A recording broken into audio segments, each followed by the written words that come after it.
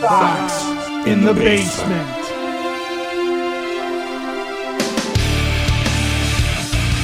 The White Sox have a new hitting coach, they have a new pitching coach, and Chris Getz has just revealed that Jerry Reinsdorf is still cheap and is basically going to make his 2026 offseason as hard as possible, Ed. That's how I start the show off. And I have listener mail I want to go through on this episode as well. How are you? I'm good. I'm excited, I guess, about a new hitting coach and a pitching coach, and really, really unexcited, but also really, really not surprised that Chris Getz is not going to be able to do a damn thing this offseason. I put this all on Jerry Reinsdorf. I want to get into the 100%. Hitting coach and the pitching coach, but I put it all on Jerry Reinsdorf. And if you go and you look up what's going on this week with the White Sox, what you're going to find is an awful lot of people writing articles, either for major publications around Chicago or blogs or podcast networks or anybody that's covering this team this offseason, but they're drawing on quotes given to Scott Merkin of MLB.com, who's on this show regularly here on Sox in the Basement. We just had him on a couple of weeks ago, and one of the things that Merck told us was they had yet to have their meeting as to what they could do based upon the number that Jerry Reinsdorf was going to give the front office. The front office was waiting on, is there going to be an increase in what we can spend? And that was going to influence what they wanted to do. There was a clear-cut desire from the front office. Josh Barfield had been quoted by Merck as saying, we want to increase the win total. We definitely want to address the bullpen. There are things they want to go and do, but they were waiting on Jerry Reinsdorf to tell them what they could spend. And I believe, based upon the comments that everybody out there is using, they're all using what Merck put up on Twitter to craft their articles about what happened this week with the White Sox and what the offseason looks like. MLB Trade Rumors is doing it. Everybody's doing it. They're all looking at Merck's quotes here. So we're just going to look directly at those quotes instead of those articles, but put it in the framework of what Scott Merkin told us here on Sox in the Basement, that they were waiting for Jerry Reinsdorf to tell them what the dollar amount was, what the budget was, so they could figure out what they wanted to do. So let's first start with what Merck got from Chris Getz, and then let's look at what they did this week. So first off, here's the first quote that he throws out there from Chris Getz, general manager of the Chicago White Sox. Quote, free agency is an avenue to bring in players to help in the win total, but to go beyond this upcoming season, I think it would be a little premature considering the state of our club right now and the development of these young players. More than anything, we want to strengthen our coaching staff, improve our processes within the front office, and go out there and try to win as many games as we can next year. I'll stop there. And I'll point out, I think something that's obvious, especially if you listen to this show. When Chris Getz doesn't get the money to put the team together he wants to put together, he focuses on the things that he can actually do. Fixing international drafting and scouting, working on his coaching staff, working on those that are in the front office, finding the right scouts to do things, trying to make sure the structure is set up properly, because that's all he can do, because he can't go out and build the team that I'm sure he wishes he could build for 2026. More from Getz. Quote, that's something we can control.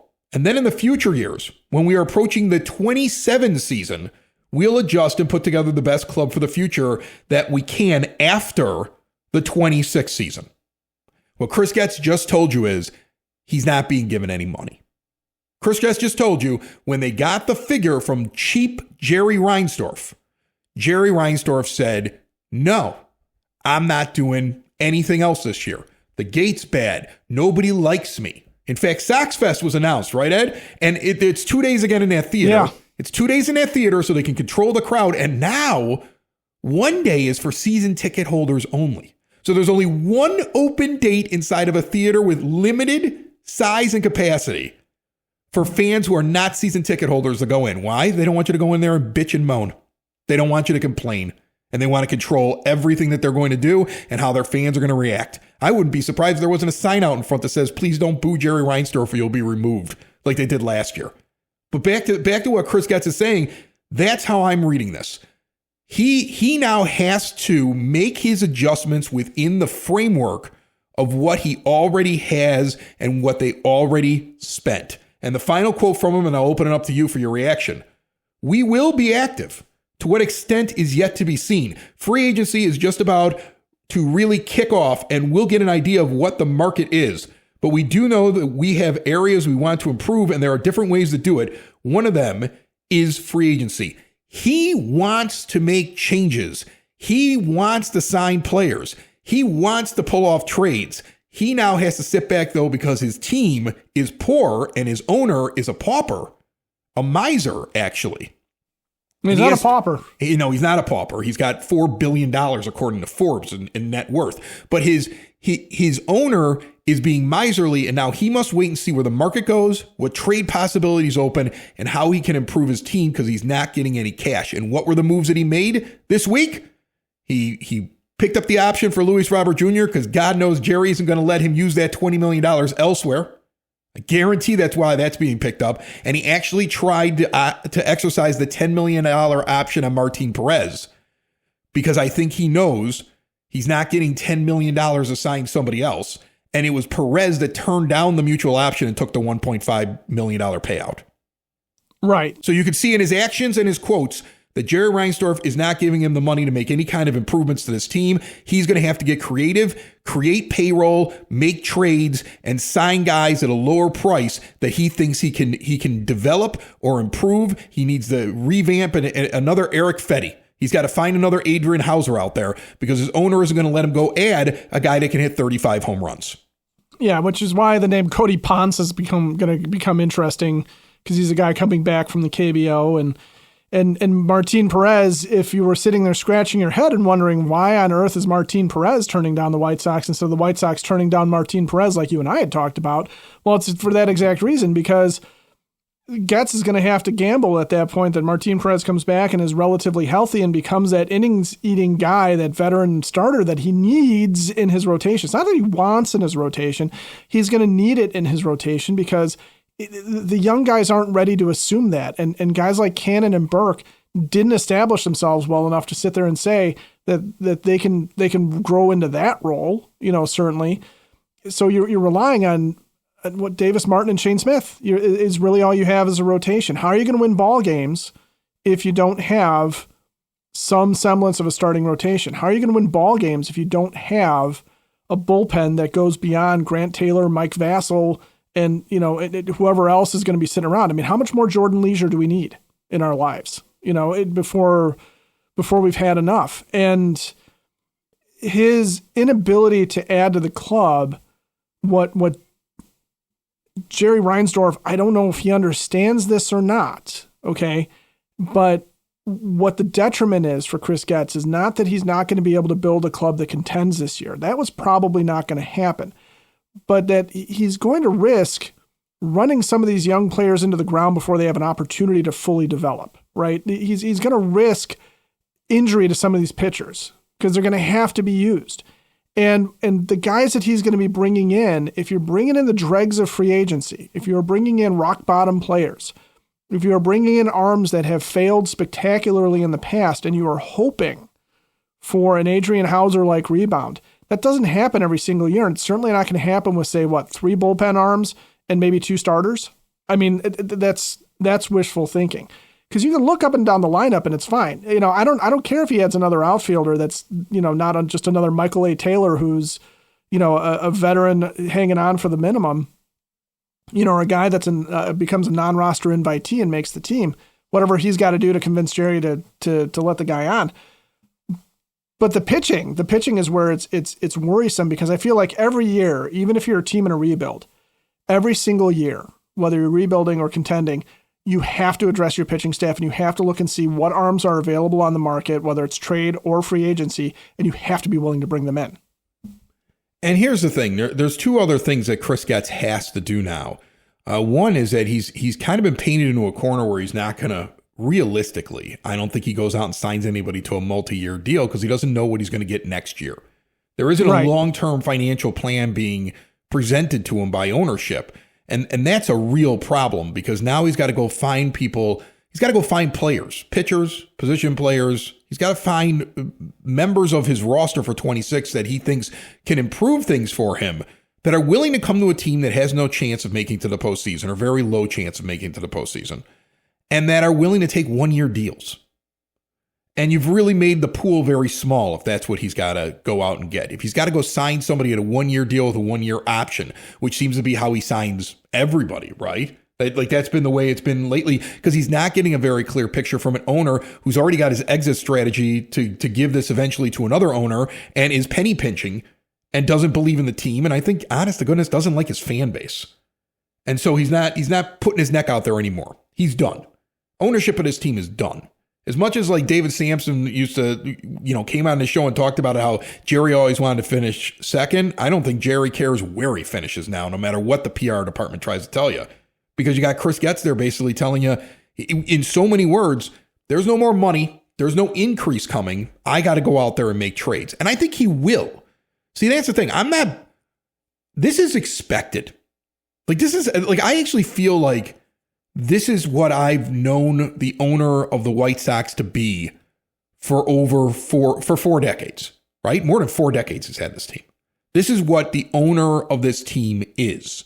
There's no surprise to me about the fact that Chris Getz is out there now as free agency is beginning and options are being picked up, basically describing that his payroll isn't going up and he really has to try to find a way to protect it from being shrunk.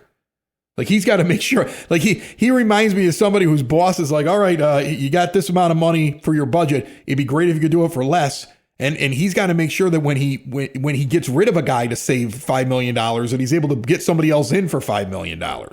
He's basically got to make sure that it doesn't shrink. And I think that's how he's going to have to GM this offseason. And that's why you bring back Robert Jr. and you have to say in the press, we expect him to be playing center field next year. We think he's great. What's he going to say otherwise? We think his value is down. We'd love to trade him. I'd love to use that $20 million for something else. He's not going to say that publicly. He's saying exactly what he should be saying. I signed him because he's a difference maker. He's a middle of the order guy. And as long as you keep him healthy, he's one of the best players in the game. I don't believe that. You don't believe that. I don't think Chris Getz believes that. But he needs to keep that narrative I'm not sure going. Luis Robert Jr. believes that anymore. No, I don't think. But he's got to keep that narrative going in case somebody comes along and gives him an offer that will free up money for him to do what he wants to do in free agency. And if not, that's the guy he's going to trot out there into the outfield because a $20 million Luis Robert Jr. and the potential that he could have a magical season and he could bounce back is probably more realistic than him being able to go out and sign somebody that's going to have that kind of a season with the budget that he's being presented. So he's stuck having to do it this way. I believe now that Chris Getz will go the route of try to build up Luis Robert Jr. as best he can whenever anybody inquires or is looking for an outfielder. If he can move him and he knows that he can use the money that's being saved, just like if he's able to move Andrew Benintendi, if he knows he can use the money that's being saved to go out and add free agents that he wants to actually add to change the makeup of his team, he will do that. But if he's unable to do that, it's going to be trades. And one of them or two of them may hurt you badly. If you're a fan of a young player on this team that he's identified as not the answer long term to winning a World Series. And I need to get better defensively here, or I need to flip a Lenny Sosa now to somebody that would find value in what he brings at the plate and is not as concerned about his defense. I need to move this young pitcher over here because this is not a number 1, 2, or 3 on a major league roster, but teams need low budget 5s and 4s. And I've got those kind of guys. And you're going to see him try to get creative on that. And I really worry about those 2 high-end, very young catchers that we have on this team and hope that if he is moving a catcher, it's Corey Lee and not Edgar Carroll or Kyle Teal because he's now forced to make a decision if he wants to. He also has the option to sit back for an entire 2026 season and do nothing. But I don't think that that's a positive thing to do because I don't think it's fair to your young players if you're not constantly trying to get better. If you want to build a winning attitude, you got to do something. And so this is what the general manager of the Chicago White Sox is faced with. These are the decisions he's going to have to make. And for exterior windows, doors, patio doors, and storm doors, look no further than Window and Door Superstore of Oak Forest. There's a smooth transition for you. No high pressure sales. They're not in your kitchen. They're not bringing in a dingy example of a door or window or just a part of one and dropping it on your kitchen table. Instead, you're in the showroom. You get to see everything, every little nook and cranny and detail in full display with an owner right there in the showroom. There's one on site as well. They're using their own installers. They don't farm out the work, and they're using all major brands, custom made, no stock items for a perfect fit. 40 years they've been doing this. In Oak Forest since 1985, doing it the right way. Get out to Window and Door Superstore of Oak Forest, a half block east of 159th and Ridgeland at 6280 159th Street. See more at windowdooroakforest.com. All right. We know what the budget is. It's nothing. Nothing. Nothing's changing. There's no budget. Right. So now what is Chris Getz going to focus on? And he's going to try to focus on getting the best people in there to help these young players to continue to build his core. And while he's out there trying to make a trade or find somebody off the scrap heap or identify somebody they think they can get more out of than what his market value is, and he's trying to continue to shape his team under these restrictions. And again, I will say it until I'm blue in the face. At least this general manager and front office knows who their owner is. They've demonstrated that. Yeah. Yeah. And I think he will look to improve, but I think you will see if Lenyn Sosa is traded, don't expect to come back with a big time hitting prospect or a position player. Expect it to be a major league bullpen arm and a couple of guys that profile as major league bullpen I think arms. I think that's exactly what he's going to be doing. I really do. I think that 100%. I think they look at their team and they go, look, if we just had a bullpen, we could have won 10 more games, and we don't want to lose 100 again next year. Well, that's what protects it, okay? Right. The hitters do all this work to score runs. And then if your bullpen gives it up at the end of the game, it's all for nothing. And right? he also needs to make sure that his pitching staff continues to get better. So they went out and got a brand new pitching coach. They got a hitting coach as well. But let's start with the pitching coach. That was Zach Bove. Okay, and this is why I'm excited about him. This is the assistant pitching coach for the Royals, right? For the last couple of years? Yeah, last 3 years. And they've shown improvement over those 3 years where they were terrible when he first got there, but they were terrible in general. In 2023 and 2024, in terms of ERA, they moved up to 7th in the league with a 3.76 team ERA. Okay. And then in 2025, they were 6th with a 3.73 team ERA. And then you think about like the development of guys like Noah Cameron.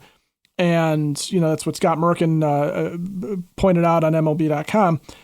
That's what he's here for. He's here because he's worked with a Royal staff that keeps the ball in the ballpark and keeps the runs off the board.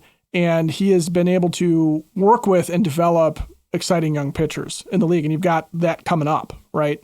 And he also has a pitching staff last year. And you knew I was going to get excited about this.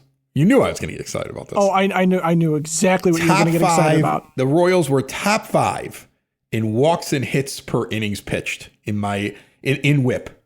My favorite statistic. They were top 5 last year. And the other teams that are up at the top of that, a lot of playoff teams up there. A lot of teams that were competing and were close to the playoffs up there.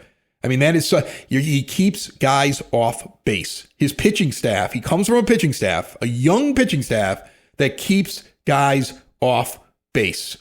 And if you're dealing with an owner that is not going to let you go out and get premier pitching and spend the money for it, and you have to develop your own, and it has to be a young staff, and you want them to go deep into games, and you want them to keep hitters off base and lower the amount of base runners to reduce the amount of runs scored and to take the pressure off your defense and your pitcher, and maybe even take pressure off your bullpen, because now, since they're keeping guys off base, they're going deeper in the game, something that Don Cooper talked about on the show. You would want somebody from an organization like the Royals. So to get their assistant pitching coach, it's not just because Chris Getz used to be with the Royals, folks. This, at least on paper, based upon the things that we've talked about on this show, pitch deep into games, keep guys off base, have efficiency in your bullpen. Don't have a bullpen that's worn out. This is an organization you'd want to pluck an assistant pitching coach from and make him the pitching coach of your team. Well, yeah, and think about the aforementioned Jonathan Cannons and Sean Brooks of the world, where the stuff is outlandishly good, right? But what do they would get wild. They would start walking guys. They would get behind in counts. All the things that lead to having a high whip and getting guys on base and then wearing out early on. And so you end up with those 5 inning starts, if you're lucky, and going 4 2/3 and then having to be pulled because the bases are loaded with 2 outs and you haven't thrown one anything resembling a strike, in 10 pitches. So if that's where the Royals were focusing, pitching deep, pitching to contact, keeping guys off base, trying to keep that low whip, keep the low home run totals and things like that. All those really good pitching things that I'm sure Brian Bannister would love too. Then yeah, you're pulling him from an organization that's had success. And even if he's not the mastermind behind it, who cares? He's maybe not directly responsible, but he's bringing with him the same tactics. Okay. And then a lot of it just becomes, can he connect with these guys anyway?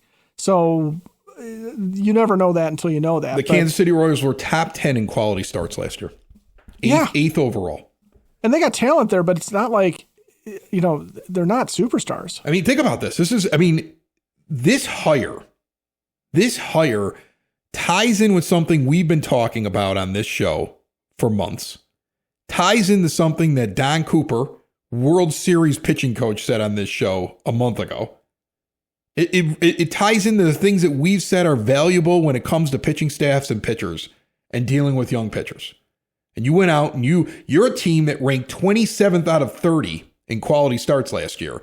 And you just got the assistant pitching coach of a team that ranked 8th. A team that was 5th in whip.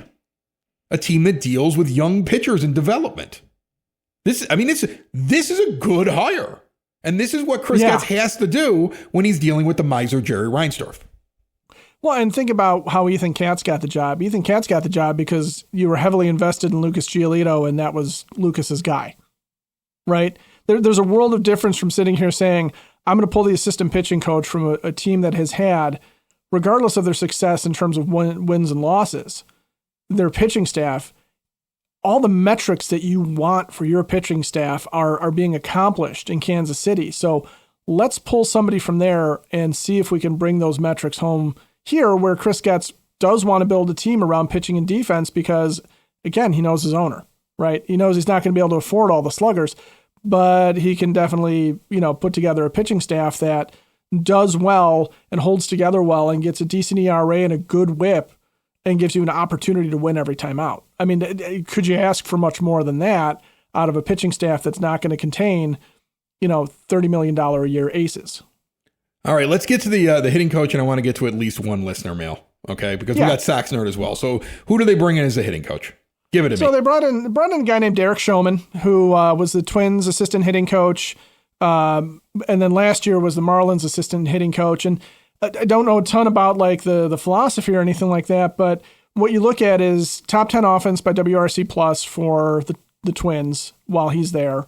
And then he takes the Marlins from being one of the worst in baseball in 2024, only ahead of 3 teams in baseball, to middle of the pack last year, which is showing improvement again for a team that's full of young guys that haven't established themselves, aren't maybe stars, can't maybe figure it out. But he had a couple of young guys that got up there and hit. Yeah. Like that, and when they had little slumps, the only thing I can really point to is I have Augustin Ramirez on my fantasy team. Okay, yeah, they're young catcher. Yeah, and you know what? He got up here and he was gangbusters for the first couple of weeks, and then the league adjusted to him, and then he adjusted back. And that tells me they did a very good job of working with a young player who he came up, he was hot, he went after it, things started to change for him, and they got him going again. And that's good coaching right there. That's helping him get through that learning curve in the majors. I can only point to one guy, but at least I can point to that guy on the Marlins roster. Admittedly, I just don't know enough Marlins and I didn't follow them well enough last year to really know, if there's a lot of success stories there. But the fact is that, you've got some guys on this team that will need to adjust next year. And so if Ramirez is an indication, Colson Montgomery will need to adjust next year. The league's going to figure some stuff out. We saw Chase Mydroth have to make adjustments.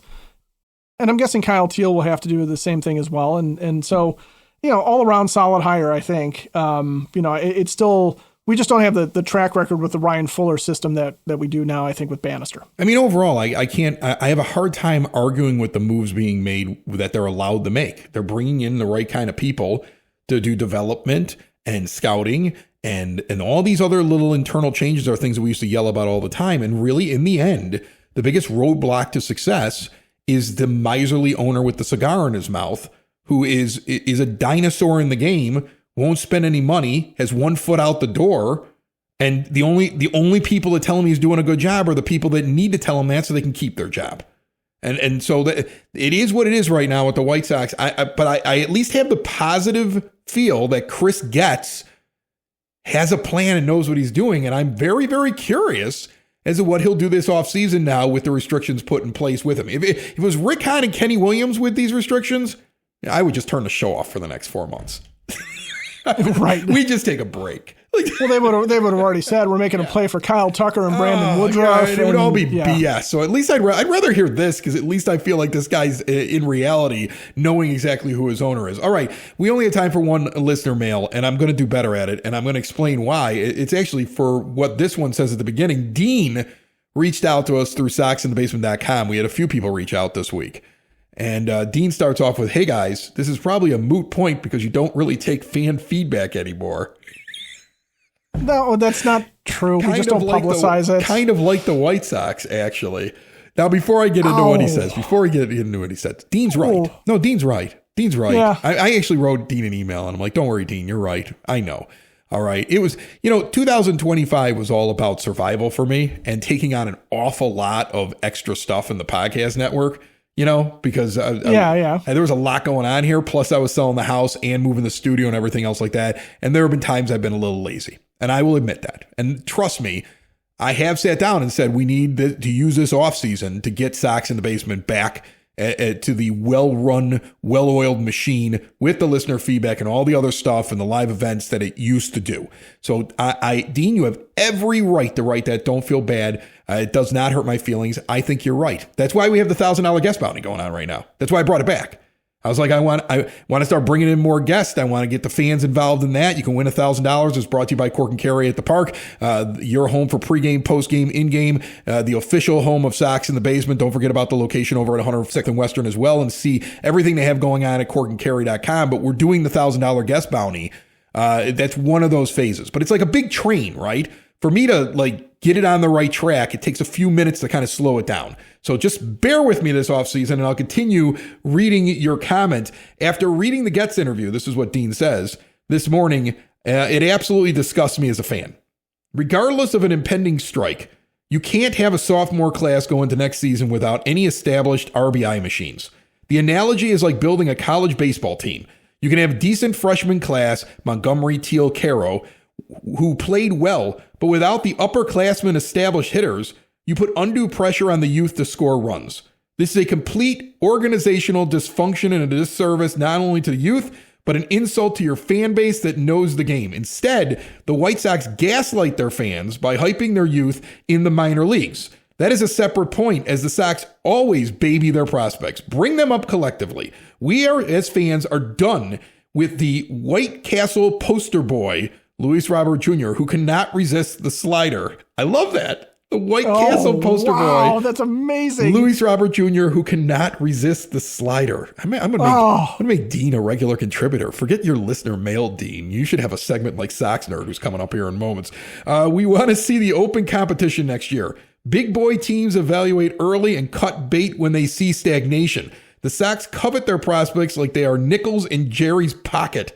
My last remark: one more 100+ loss season and I will be a Brewers fan forever, and Jerry can choke on his revenue sharing check that he covets every year. Have a great day and go Bears. Wow. Perfect. It's perfect. I can't find anything that I disagree with there. Can't find a single thing that I disagree with there.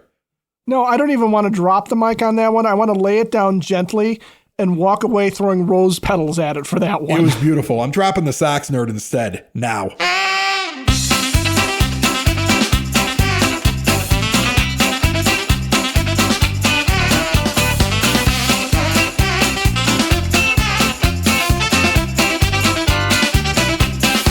That music means the Sox Nerd, Dave Marin, is on the line, and he's brought to you by the Village of Lamont. Want to experience a downtown with real history, great eats and drinks, and green spaces filled with adventure?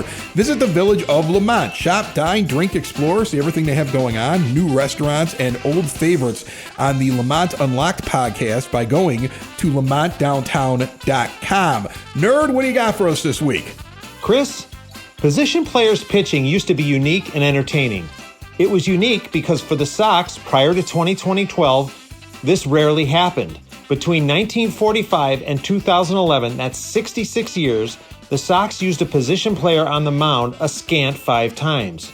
It used to be entertaining because this was the classic man bites dog scenario. We'd see the likes of Larry Garcia, Alexei Ramirez, and Adam Dunn pitch. I recall only a few years ago just going to town on the scoreboard when a position player took the bump. It was always a challenge to find pitching stats on a non-pitcher, like a Casper Wells, if you will, in a short amount of time. My favorite memory of this came on June 8, 2016, when outfielder J.B. Shuck worked the 9th inning for the Sox against Washington. This was back in the day when I didn't work every game, but I was so committed to getting Shuck pitching stats on the scoreboard that I messaged them in real time to the woman working that night, Melanie Ramsey, and they aired for what was left of the crowd of 15,273 at U.S. Cellular Field. By the way, Melanie is one of the many great people who work in scoreboard control. She is also an advocate for tethered cord syndrome and is a must-follow on Instagram. If I recall correctly, Melanie and I collaborated on Shuck's somewhat noteworthy pitching accomplishments at Ohio State and his one minor league trip to the mound in 2012. Melanie reports the crew got a kick out of it as she scrambled to get my flurry of nuggets on the board. For the record, Shuck gave up 1 run and retired Bryce Harper to finish his inning of work for the Sox. Now, though, position player pitching stats have kind of lost their luster with me in the moment because of what brought it on, a blowout. However, these stints did happen, and in a vacuum can be fascinating. For example, the Sox used a position player on the mound a team record 6 times in 2025. Vinny Capra pitched 3 times, while Corey Lee went twice and Jacob Amaya pitched once. The previous high was 4 in 1944. The combined final score of the game's position players pitched in for the Sox was 67-6, and not in the Sox' favor. Amaya threw a scoreless inning, while Lee gave up 1 earned run in 3 innings, and Capra's ERA was 6.00 in his 3 stints. Capra was the only position player to notch a strikeout, Arizona's Ketel Marte on June 23rd, and he was the only Sox position player to give up a home run. That was to St. Louis's Victor Scott on June 17th. Only Amaya did not have previous pitching experience. Lee pitched in 1 game at Cal and then threw 7 times for the Lacrosse Loggers of the Summer Collegiate Northwoods League in 2018. Capra retired the only batter he faced at AA in 2021. When Lee toed the slab on August 27th, he became the first Sox player to pitch and catch in the same game in 123 seasons. Capra is the only player to pitch and play shortstop in the same game for the Sox. He did that twice in 2025. Capra, Matt Davidson in 2018, and Josh Harrison in 2022 are the only Sox position players to appear in 3 games on the mound in a season. Those 3, and Don Hansky, who went on to become the postmaster and a youth baseball stalwart in Worth, Illinois, are the Sox all-time leaders in this category. Before I get to my zinger, I remind you I am posting 2025 player reviews, 2025 nuggets, birthday updates, a daily Sox list, and almanac items on my Twitter and on my WordPress blog, which you can link to at soxinthebasement.com. Which Sox position player struck out the best or most noteworthy player? How about Matt Davidson, who fanned the reigning AL MVP Giancarlo Stanton of the Yankees on August 6, 2018? That's it, Chris. Probably more than you wanted to know about Sox position players pitching, J.B. Shuck, and the Worth Post Office. Sox in the basement. Sox in the basement. Sox in the basement. Sox in the Basement. Heard everywhere podcasts can be found, and always on soxinthebasement.com.